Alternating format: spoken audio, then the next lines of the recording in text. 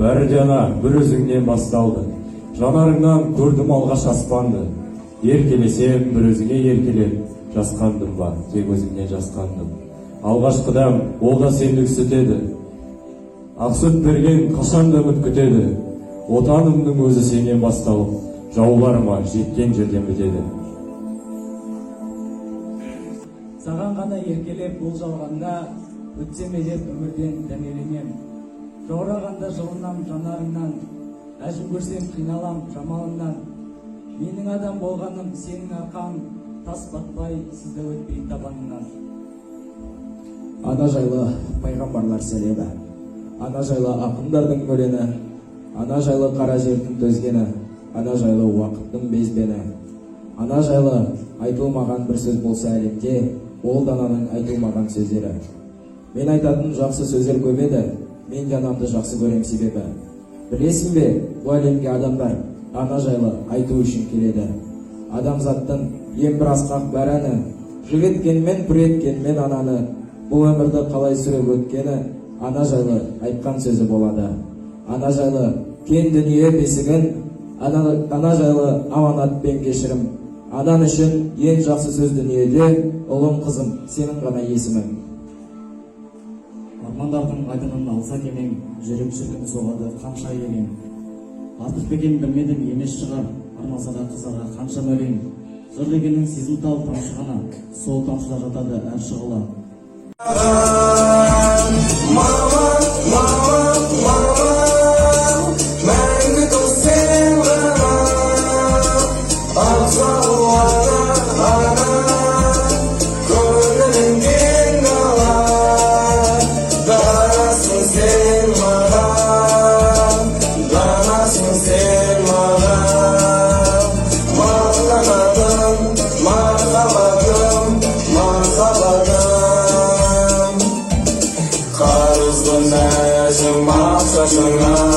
Көзіңнің жасына, өзіңсің бақыт бақшасына, өмірдің басына.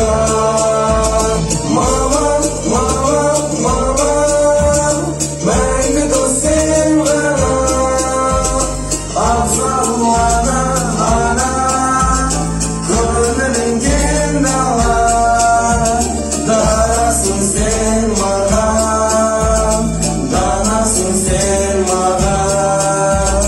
Мақтанатын, марқалатым,